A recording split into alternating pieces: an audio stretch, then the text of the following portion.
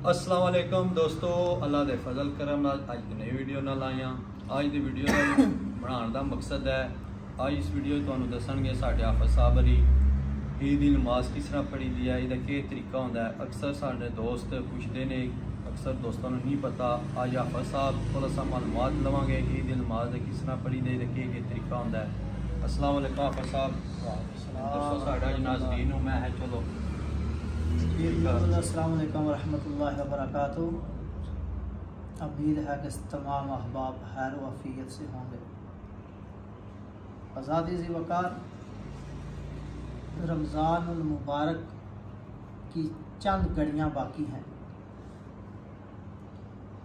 फिर किस्मत वालों को ये रमज़ान रहमतों का, बरकतों का, मग़फ़िरतों का महीना नसीब होगा।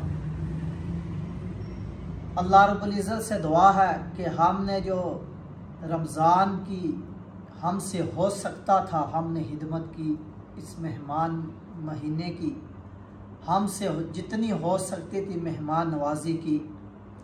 अल्लाह रब्बुल इज़्ज़त से दुआ है कि जो हमने रोज़े रखे उन्हें अपनी बारगाह में कबूल फरमाए। आमीन। और अगर एक या दो जो रोज़े रह गए हैं, अल्लाह रब्बुल इज़्ज़त उन्हें भी रखने की तौफीक अता फरमाए। आमीन। आज़ादी ज़ी वक़ार ये अगर देखा जाए, समझा जाए तो ये ईद हमें रमज़ानुल मुबारक के नतीजे में मिलती है। ये हकीकी खुशी उन लोगों के लिए है, ये ईद उन लोगों के लिए है जिन लोगों ने पूरा महीना इम्तिहान में गुजारा है, पूरा महीना अल्लाह रब्बुल इज़्ज़त की रज़ा के लिए भूखा प्यासा गुजारा है। ये हकीकी ईद, हकीकी खुशी ये उन लोगों के लिए है जो रमज़ान में भी खाते रहे, पीते रहे, सरेआम सब काम करते रहे। ये उनकी ईद नहीं है। ये जो पूरा महीना इम्तिहान में बैठे रहे हैं, अल्लाह रब्बुल इज़्ज़त ने उन्हें नतीजे की सूरत में, नतीजे की शक्ल में हमें ईद उल फितर अता फरमाई है। और ईद उल फितर का तरीका, ईद उल फितर हर मर्द बालग पर, अक्ल शऊर रखने मर्द पर वाजिब है। तो आज़ादी ज़िक्र ये बहुत ही अफसोस की बात है, जब ईद आती है तो हमारे मस्जिद इमाम जो होते हैं वो हमें ईद का तरीका बताते हैं कि इस तरह हमें ईद पढ़नी चाहिए। जब जनाजा हम कहीं पढ़ने जाते हैं तो उस वक़्त भी हमारे इमाम साहब यही बतला रहे होते हैं कि जनाजा इस तरह पढ़ा जाता है। लेकिन अफसोस आज़ादी ज़ी वक़ार हमें इस पर गौर करना चाहिए, फ़िक्र करना चाहिए कि हम मुसलमानों के घर में पैदा हुए हैं। हमें नमाज का, नमाज जनाजा का और ईदैन का पता होना चाहिए। अल्लाह रब्बुल इज़्ज़त से दुआ है कि हमें ईद का भी उसी तरह याद होना चाहिए जिस तरह हम 5 वक्त की नमाज अदा करते हैं, 5 वक्त की नमाज पढ़ते हैं, इसी तरह हमें ईद का भी हर वक्त पता होना चाहिए। ईद की 2 रकतें होती हैं। जब इमाम खड़ा होता है तो पहली तकबीर इमाम कहता है कि अल्लाहु अकबर। इमाम अल्लाहु अकबर कहकर हाथों को बांध लेता है।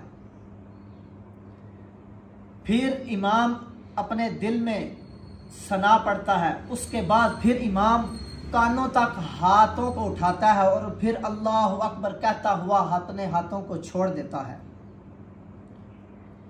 तीसरी तकबीर भी फिर इमाम इसी तरह कानों तक हाथ उठाता है और अल्लाहु अकबर कहता हुआ अपने हाथों को छोड़ देता है। चौथी तकबीर फिर इमाम कानों तक हाथ उठाता है और अल्लाहु अकबर कहकर अपने हाथों को बांध लेता है। फिर इमाम सूरह फातिहा पढ़ता है, साथ में कोई छोटी सूरत पढ़ता है, क़याम करता है, रुकू करता है, सजदा करता है। इस तरह एक रकत मुकम्मल हो जाती है।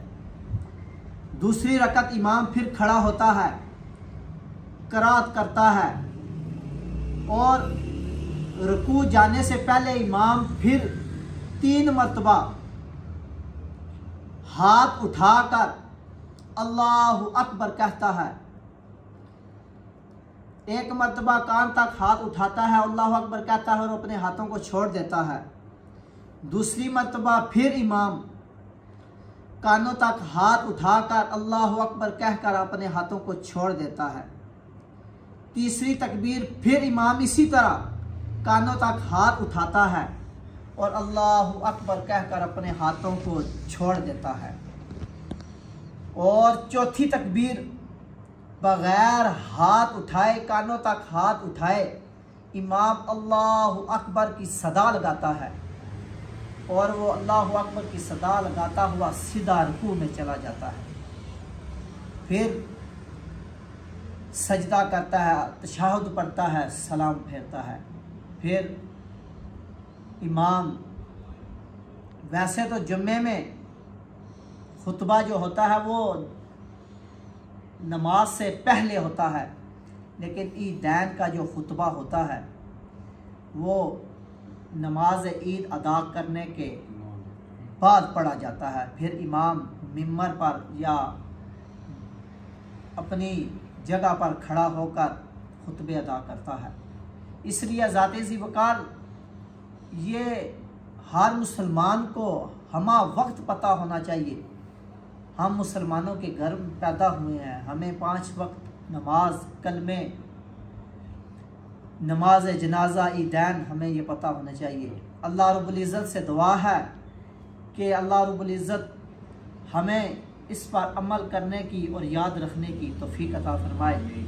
वमा अलैना इल्लल बलाग।